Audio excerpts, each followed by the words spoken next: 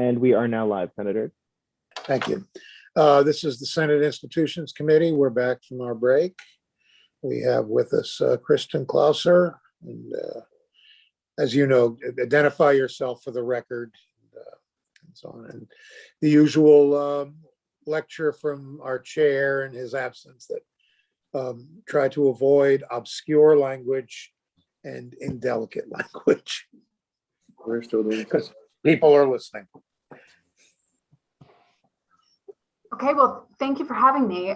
For the record, my name is Kristen Klauser. I'm the Secretary of Administration.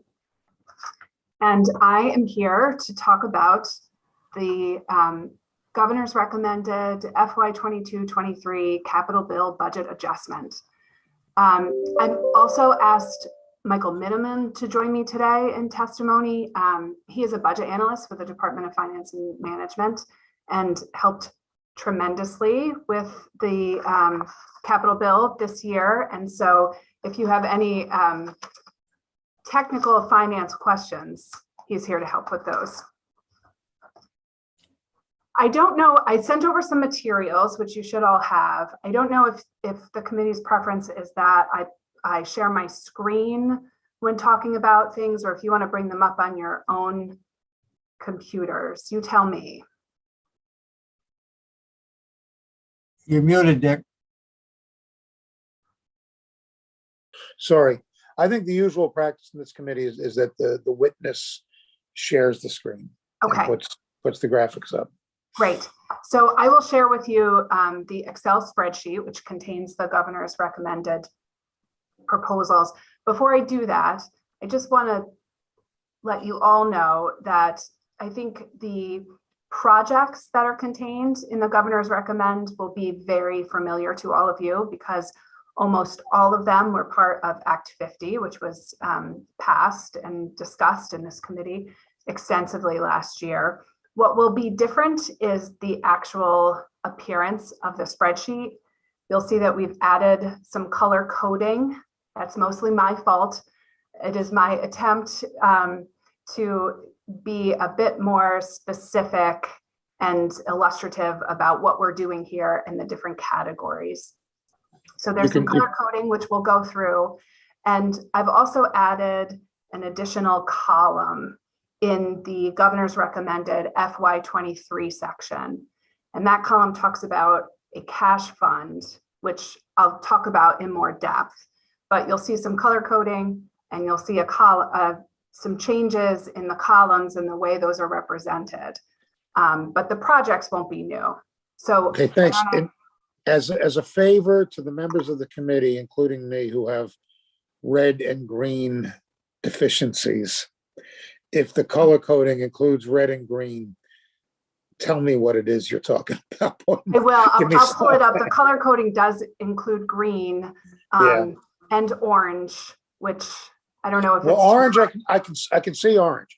Okay. Green and red, they look like gray or black. Okay, so I'll reference both the color and the row number just to make sure we're all following along.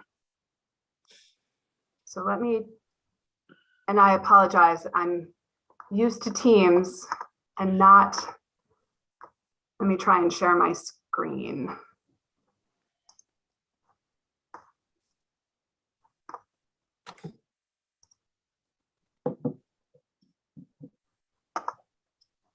Okay. There it is. You got it. Can everyone see it? I can enlarge it a bit. Will that be helpful? Yes. Yeah. There. Good. How's that? I think that's about Good. as big as I can get it. Yeah. Okay. So as I just mentioned, there's a key on top.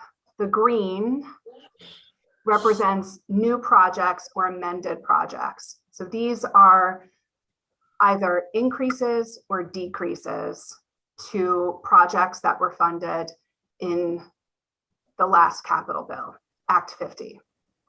What you'll see in yellow are projects that we've highlighted that will be impacted by what we're calling it a cash fund, but because it's state government, we have to have an acronym. So it's CECF, which stands for the Capital Expenditures Cash Fund. We've highlighted those in yellow. I'll talk about those in a bit more detail at the end of this presentation, but just for your reference, projects that are impacted by that cash fund or the proposed cash fund appear in yellow. And then rows that are highlighted in orange represent water and sewer and water infrastructure projects that we are recommending be swapped out of the capital bill for ARPA state fiscal recovery funds. In Act 74 last year, $15 million was appropriated to the extent water and sewer infrastructure projects were funded in the FY22 capital bill could be swapped for ARPA dollars. So we set aside $15 million for that purpose. What the orange categories, the orange rows represent are the projects that the governor is recommending to be swapped out. The total is $5.7 million. There's one project in FY22 that we're requesting to be swapped out, and then several projects in FY23 that we're requesting to be swapped out. And in your capital budget adjustment packet, there is a sheet on page 23, which details what these projects are, just collated into one list. And that list was also presented to the chair of both this committee and the House Corrections and Institutions Committee back in December as required by the session law. So you've seen these requested swaps before, but we highlighted them in orange here just so that you could see what the impact of that swap does to the money available on the bottom line. So now that we've talked about the general categories, I will go through at a high level and just highlight some of the changes, the new projects, amended projects that are contained in this year's capital bill. And then we can talk again, high level, about the cash fund proposal. So we will start with line 4, that's in green, the BGS engineering and architectural cost appropriation. This line item we are proposing to be completely removed from the capital bill. It represents staffing at BGS. So it is costs that pay for staffs, engineers and architects that are state employees at BGS.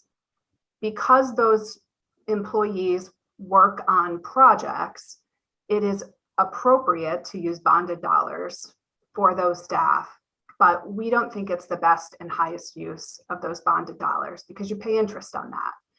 And so this year we have proposed to remove this line item from the capital bill, and we have included funding for that staff in BGS's base budget through general fund appropriations. Next is line 7. This is the parking garage at 108 Cherry Street. You'll see an increase in this line item, and that is mostly due to time and materials increasing since last year. You will soon see a theme within the vast majority of the new projects, because most of the increases are a direct result of an increase in time and materials. It is about 20%, and you'll kind of see that throughout. In the 108 Cherry Street project, it's a little higher, and that is the result of some structural issues because of the way the parking garage is built and the design of that structure. So this is time and materials and a bit of design work as well. It's been a disaster since we first built it. It's been a disaster ever since. Oh my God. Yeah. So next up, and feel free to jump in if there's questions, but if I don't hear any, I'll just keep going if that's okay. Next up is line 12, the Springfield Correctional Facility door control. There's an increase here, and again, based on time and material increase. Next up is line 19, the Montpelier State House HVAC renovation project. There was design money put into the last capital bill to determine the size and scope of the HVAC project in the State House. The design work has been, at least the design work with respect to the estimate of cost has been returned. And so we have an idea now of total cost for this project. And so you see an up in this particular line item that reflects what's required this year to fund that project. Total amount is just over $14 million, but we're asking for 6.8 this year. Okay, moving on. Our next line item is number 27. This is the physically secure recovery residence in Chittenden County. Again, the increase here is due to time and materials increase. Line 30 is the DOC correctional facilities, ADA compliance. So this is a request to complete particular projects within 3, potentially 4 correctional facilities to bring them up to code and make them ADA compliant. And this is a result of a federal audit that was done and a settlement with the Department of Justice, whereby the Department of Justice required the Department of Corrections to make those facilities ADA compliant. And this is the cost of that compliance work.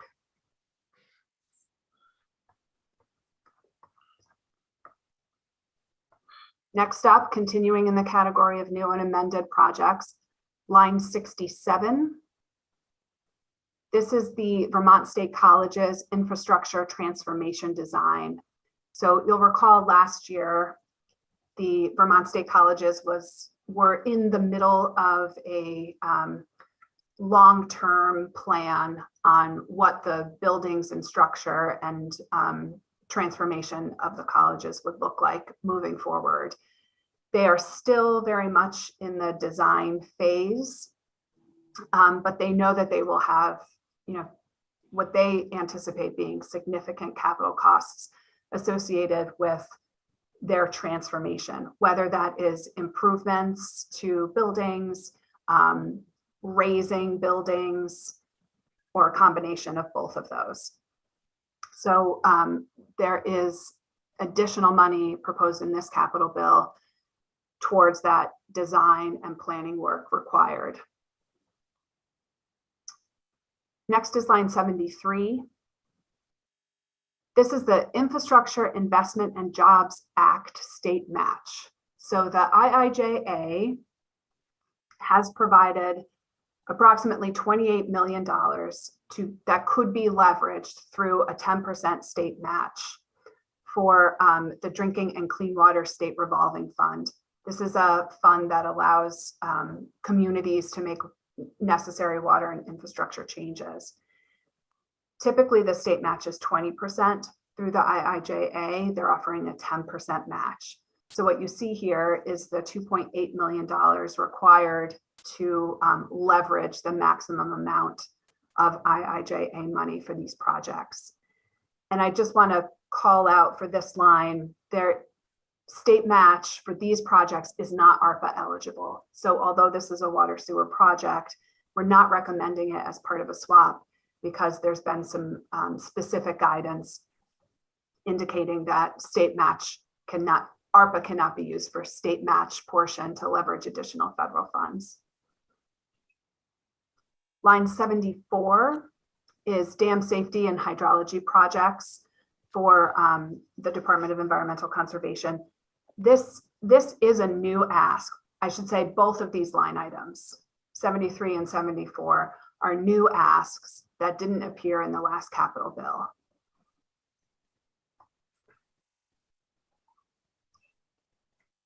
Next up, Section 10, the clean water section. You'll see a lot of green in this category in lines 86, 88, 89, 93, and 94. These are essentially itemizations for the money that we put in as a placeholder last year. So the Clean Water Board makes recommendations in the fall. What we did last year was put a $11 million placeholder. And what this FY23 Governor's Recommend represents are the recommendations on how that 11 million gets broken out into the categories within the clean water section. So it technically is not an increase in funding because we had $11 million as a placeholder last year, but we highlighted them all in green to show that we've itemized that 8 million or that $11 million among the clean water projects. So that's what you'll see represented in section 10. Next up is line 100. That's major maintenance, renovations, and ADA compliance for family readiness centers in the military department. These were funded last year through the capital bill, but you'll see an increase due to time and materials to complete those projects. Line 105 is the Williston Public Safety Field Station. Again, the increase here, this project was fully funded last year, and this increase is due to time and materials. Next up are lines 112 and 113. This is planning, design, and renovation money for the Big E, which is the Vermont building in the Eastern State Exposition. So last year there was some design money, and this is what you're seeing reflects the estimate of those renovations and improvements to that building.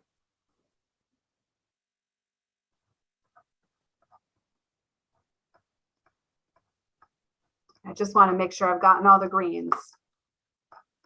Yes. So before we move on to a general discussion of the yellow section, the cash fund, are there any questions on the new and amended projects we just discussed?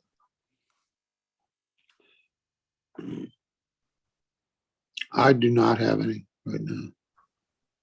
No. Anyone else? Okay. No. Thank you. Okay, so I'll move on to the cash fund, and I will keep it fairly general and high level. Again, Mike Middleman is here in the event anyone wants to dig in a little bit deeper.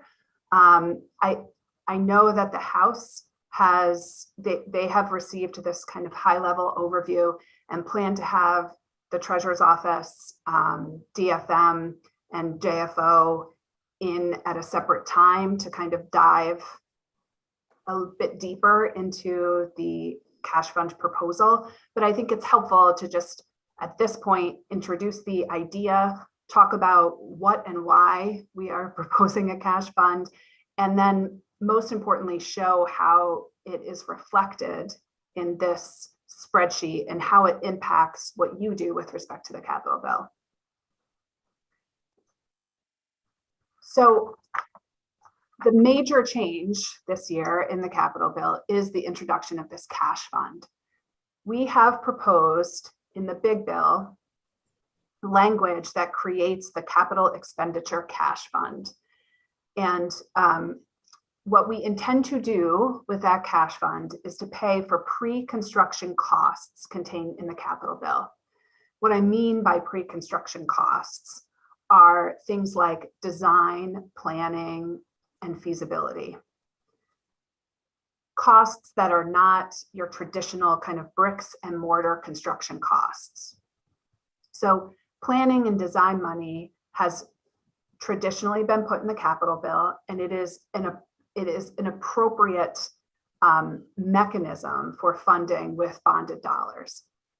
We don't think it's the highest and best use of those bonded dollars, because we pay interest on every dollar we bond. We pay interest over the course of 20 years, 10 years, depending on the length of the bond, 30 years in some cases. And so we're proposing to pay for pre-construction costs with this cash fund in order to reduce our debt service, lower our debt service payments, and then over time capitalize on that through interest and principal savings that will not only look good for our credit rating down the road, but will also eventually allow us to kind of self-sustain this cash fund through interest and principal savings. What I think is important to note about the cash fund is we're not actually funding less projects. We're funding the same amount of projects. We're just changing the source of funding. So we're paying for bricks and mortar construction with bonded dollars, and we're paying for pre-construction costs with the cash fund. So to give you an example of what I mean by that, you'll see if we take the line 8, Montpelier State House Maintenance of Interior Historic Finishes, you'll see that in Act 50, we proposed for FY23, $55,000 for that project. If you follow the cursor into columns 8, 9, and 10, the governor's recommended budget adjustment, you'll see that the total funding for FY23 is still $55,000. $45,000 of that we've proposed to fund with bonded dollars, and $10,000 of that we've proposed to fund with the cash fund. And that $10,000 represents the design, planning, feasibility costs associated with that project. So it's the same amount of funding, it's just the source that's different. I also think it's important to highlight that we're not changing the authority to appropriate those funds. So we want to leave the cash fund with the institutions committee inside of the capital bill, so that the institutions committees are making decisions on what projects to fund and in what amounts. And then once those decisions are made, it's just the source of funds that are changed.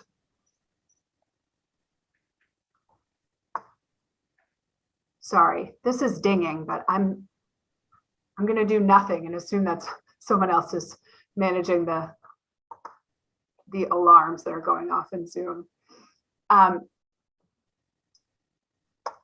So you'll see throughout, right, we are breaking out in certain projects, bonded dollars, cash fund dollars, and all of the cash fund dollars represent planning and design money.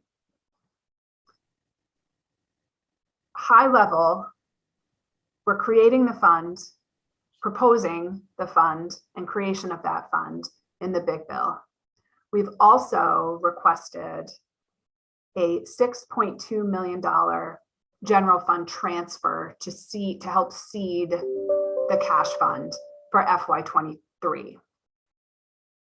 Typically, we see about 10% of the capital bill in planning and design money, between $5 million and $10 million.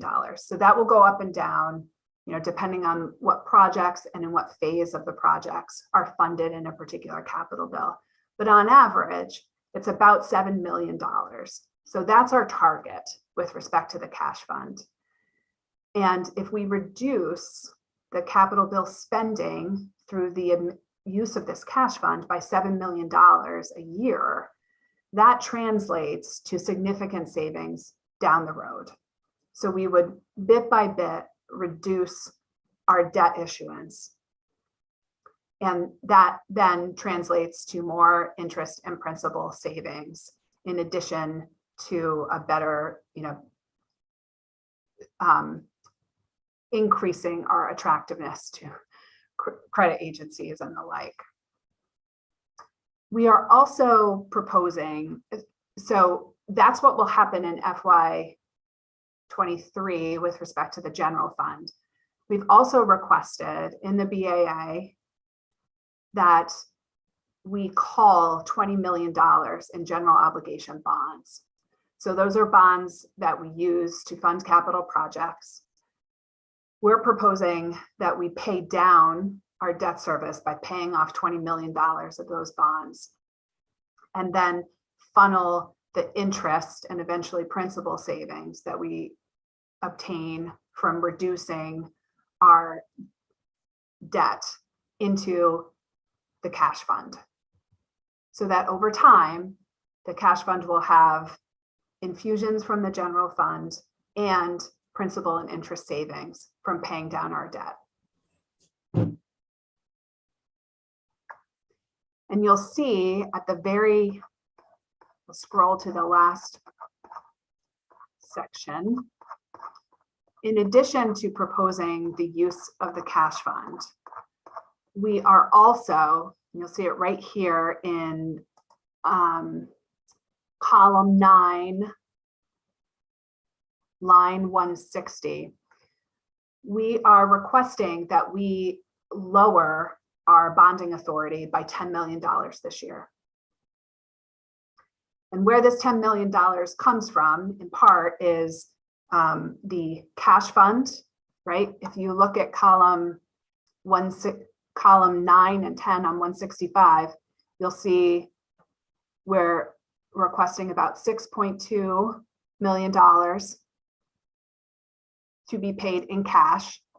So we're taking that $6.2 million savings plus the BGS line item that we completely removed from the capital bill. And that leaves us that around that $10 million. We're requesting that we reduce our bond authority by that $10 million. Again, lowers our debt and will translate over time into interest and principal savings that we can funnel into the cash fund. If we continue to do this, around $7 million a year through the use of this cash fund, that translates into, additional savings for the state, as well as lowering the amount of debt that we're carrying.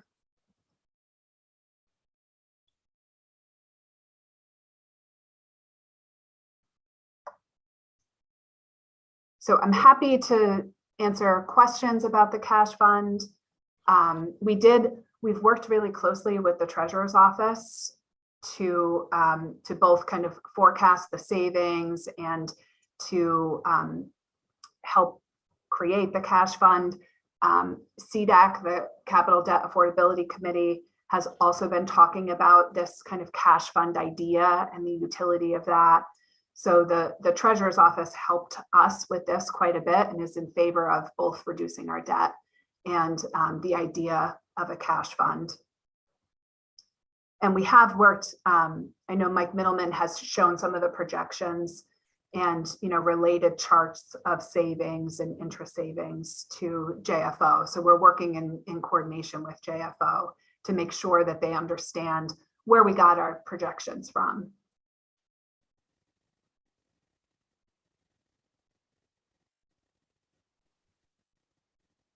Thank you. Committee? I have a question, Mr. Vice Chair. Oh, welcome. I'll hand it off to you, Mr. Chairman. Well, you're doing a good job. I was happy to just sit back and watch, but Madam Secretary, the cash flow situation requires that the appropriations committees go along with that in investing the money. Have we had any kind of commitments or discussions with the respective committees? So we haven't had any commitments, but Mike Middleman from DFR and I are scheduled to speak to House Appropriations tomorrow afternoon. Okay, keeping in mind that we technically do not have the capital bill yet, I'm sure there will be several alterations to everything that's been presented here by the time the House is done with it. We no doubt will want to have you back to listen to whatever the response is. And that's still a couple of months away from now, but do appreciate you coming by and giving us a heads up on this entire presentation. I'm hoping that Senator Mazza was applauding in the background before I got on about the fact that we're not going to have planning and designing and architectural operations paid for out of the Capitol bill at some point down the road. But hopefully we get the proper funding. Good news.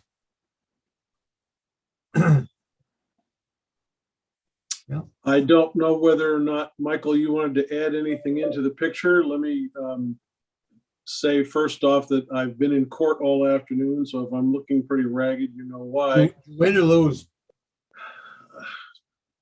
Well, let's just put it this way. I'm not the one going to jail. How's that?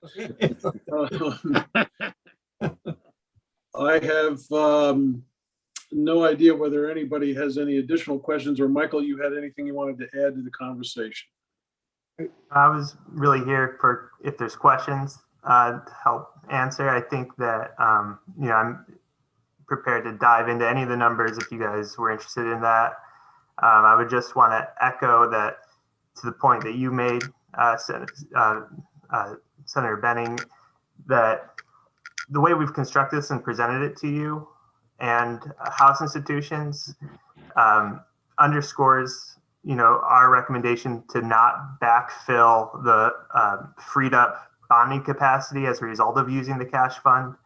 That essentially, if appropriations in either chamber decide they don't like this idea and do not make the cash available, the way we presented it is that you would simply shift the funding that appears in the cash fund column back over the bonding capacity, and things would go back to kind of business as usual.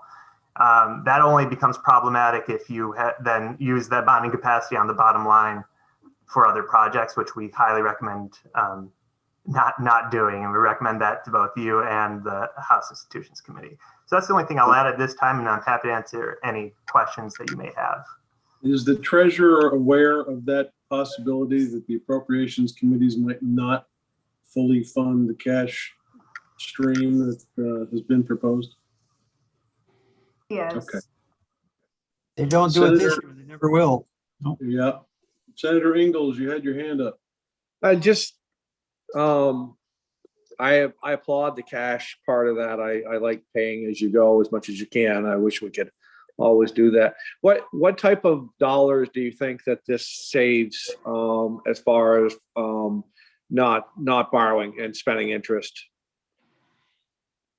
Mike, I'll let you answer that question. Sure.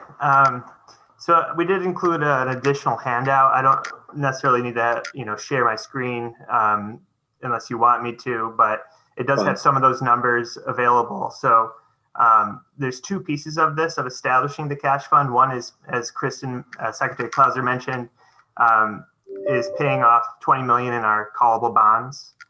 The impact of that would be about $2 million in interest savings over the next 7 to 10 years. And that's just interest. The other piece of that is if we're diligent and are successful in reducing our bonding capacity, or our bonding authority relative to our bonding capacity by 10.2 million in this capital BAA, and on average 7 million a year, which is our proposal. Moving forward, that's estimated to save us an additional 42.7 million of interest just in the next 20 years. That's just over that time horizon. That number would grow and grow and grow through time if we continue spending 7 million less on average relative to our bonding capacity. So that's a significant amount, and the structure of this is that is real savings that would flow through otherwise as debt service payments, the interest portion of our debt service. And that is essentially our long-term funding mechanism for the cash fund is as debt service is reduced, we're trying to capture both the principal and that interest and funnel it to the cash fund. At some point, it will get to such a large amount of savings that we can decide if we back that off and make that funding available elsewhere. But initially, as we establish the fund, that is the funding mechanism. Go ahead, Russ, if you're still going. Well, I just want, I'm sorry, Senator Moss, I don't mean Go ahead, to. go ahead. No. So that money will stay within the capital fund, and you'll be looking to bond even less as that fund grows. Is that what I hear? It would give us the flexibility to bond even less as that Okay. fund grows, Yep. right? We could pay for more projects with cash, right? We could pay for projects that had a shorter usable life than 20 years, which is what we typically, that's the kind of target for capital projects. But there are lots of things within the capital bill that pop up. Last year, there was carpets and drapes in the State House that needed to be replaced. Those types of things we could think about paying for cash for instead of bonding dollars as that fund grows. But it's important to know that it's a long-term strategy that would require discipline every year in reducing our bonding authority in order to get us to the point where not only is the fund self-sustaining, but it's generating enough to give us kind of that flexibility in either funding additional projects or funding more of the existing projects with cash. Sounds like a good plan all the way around. Win-win, and that's why I'm a little nervous. We must be missing something here. Yeah, it does require a diminishing general fund contribution, in the short term. And by short term, I mean for the next 10 years, potentially more, that will, right, as the fund grows, as the interest and principal that we funnel in increases, then the general fund contribution decreases. But there is, there will be a general fund contribution into the cash fund, at least in the short term. Well, 10 years from now, 4 of us won't be here, and Corey will be the chair of the committee, so we'll worry about let him worry about it down the road. Senator Mazza, you had your hand up. When you estimate the savings on interest, what do you base that on? Is that a yearly change, or the 20-year solid interest rate, or how does that? So that makes all the same assumptions as CDAC would use in estimating, upcoming issuances. So it assumes a 5% interest rate, making 2 payments a year. So it's essentially taking the same assumptions that CDAC uses and assumes we reduce our yearly borrowing by $7 million. Currently, CDAC projects out that we, on average, would be making an issuance of just under 62 million a year, 61.59, if I have that number committed to memory. So it uses the same methodology that CDAC would use and simply reduces that amount by 7 million. It's amazing how much interest can be saved. Wow. Any other questions? Michael, I don't know if you had anything more you wanted to add. Just that I'm available to, if you guys have more questions or would like to have a deep dive in this. I'm sure the appropriations committees will be very interested in the deep dive since it affects the general fund. But I just want to let you know that I'm happy to come in at another time if you do have more questions or would like to dig into the numbers a little bit more. Appreciate that. We no doubt will get something that will look much different than what you have proposed to us here, but it was important for the committee to begin the conversation and get an understanding of what's out there for topics of conversation with the other committees. So we definitely will have you back. That's the short way of saying it. Madam Secretary, any final words? No, I appreciate the opportunity to come in and talk to you all today about this. And it's strange to say we're excited about a cash fund, but we're excited about a cash fund. I think this is a really unique opportunity.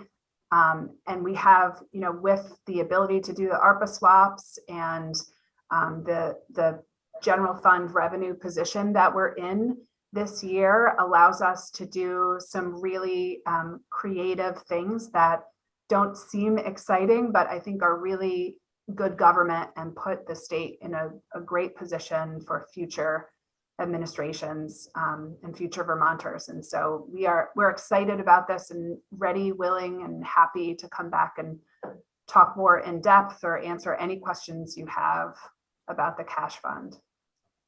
Great. Thank you for being here. We'll be talking to you again.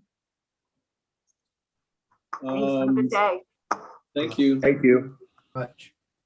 Dick McCormick, I don't know if there was anything else left to talk about here. Nope, Looks like we've run this is through our the schedule. agenda.